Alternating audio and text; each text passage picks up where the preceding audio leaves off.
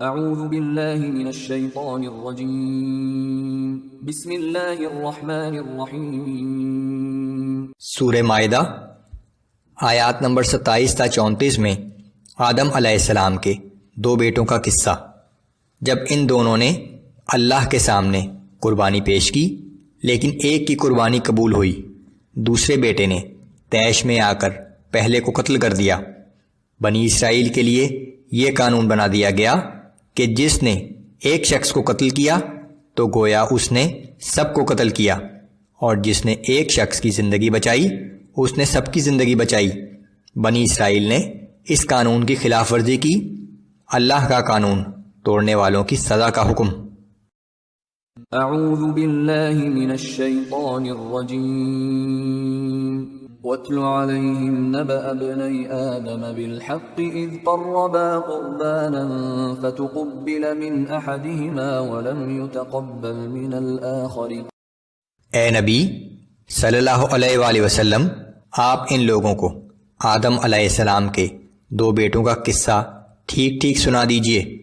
جب ان میں سے ہر ایک نے اللہ کے حضور قربانی پیش کی تو ان میں سے ایک کی قربانی قبول کر لی گئی اور دوسرے کی قبول نہ کی گئی۔ اس زمانے میں اللہ کی طرف سے قبولیت کی یہ علامت تھی کہ آسمان سے ایک آگ آ کر اس قربانی کو جلا دیتی تھی۔ قال لأقتلنك قال انما يتقبل الله من المتقين۔ تو اس پر دوسرے نے کہا کہ میں تجھے ضرور قتل کر دوں گا۔ پہلے نے جواب دیا کہ بے شک اللہ تعالیٰ تو بس پرہیزگاروں ہی کے اعمال قبول فرماتا ہے۔ لئن بسطت إلي يدك لتقتلني ما أنا بباسط يدي إليك لأقتلك إني أخاف الله رب العالمين۔ اگر تو مجھے قتل کرنے کی غرض سے اپنا ہاتھ میری طرف بڑھائے گا تو میں تجھے قتل کرنے کے لیے اپنا ہاتھ نہیں اٹھاؤں گا، کیونکہ میں اللہ سے ڈرتا ہوں جو تمام جہانوں کا رب ہے۔ انی اريد ان تبوء بإثمی وإثمک فتکون من اصحاب النار وذلك جزاء الظالمین۔ میں چاہتا ہوں کہ تو اپنے دوسرے گناہوں کے ساتھ میرے قتل کا گناہ بھی اپنے ذمہ لے کر اہل جہنم میں سے ہو جائے، کیونکہ ظالموں کے ظلم کا یہی ٹھیک بدلہ ہے۔ فطوعت له نفسه قتل اخيه فقتله فاصبح من الخاسرين۔ آخر کار اس کے نفس نے اپنے بھائی کا قتل اس کے لیے آسان کر دیا اور اس نے اپنے بھائی کو قتل کر ڈالا، پس وہ قاتل بھائی سخت نقصان اٹھانے والوں میں سے ہو گیا۔ فبعث الله غرابا يبحث في الأرض ليريه كيف يواري سوءة أخيه۔ پھر اللہ نے ایک کوا بھیجا جو زمین کھودنے لگا تاکہ اس قاتل کو یہ بتائے کہ وہ اپنے بھائی کی لاش کو کس طرح چھپائے۔ قال يا ويلتى أعجزت أن أكون مثل هذا الغراب فأواري سوءة أخي فأصبح من النادمين۔ یہ دیکھ کر وہ بولا کہ ہائے افسوس میرے حال پر، میں اس قابل بھی نہ ہو سکا کہ اس کوے ہی جیسا ہوتا کہ اپنے بھائی کی لاش کو تو چھپا دیتا، سو اپنے کیے پر بہت پشیمان ہوا۔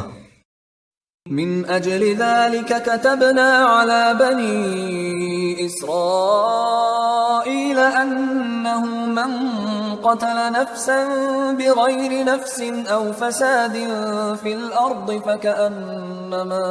فكأنما قتل الناس جميعا ومن احياها فكأنما احيا الناس جميعا۔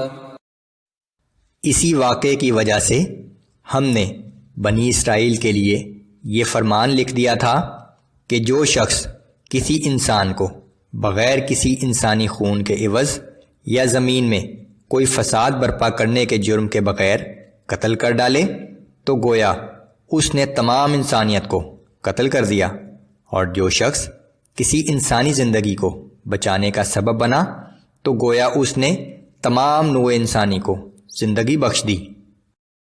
وَلَقَدْ جَاءَتْهُمْ رُسُلُنَا بِالْبَيِّنَاتِ ثُمَّ إِنَّ كَثِيرًا مِّنْهُمْ بَعْدَ ذَلِكَ فِي الْأَرْضِ لَمُسْرِفُونَ۔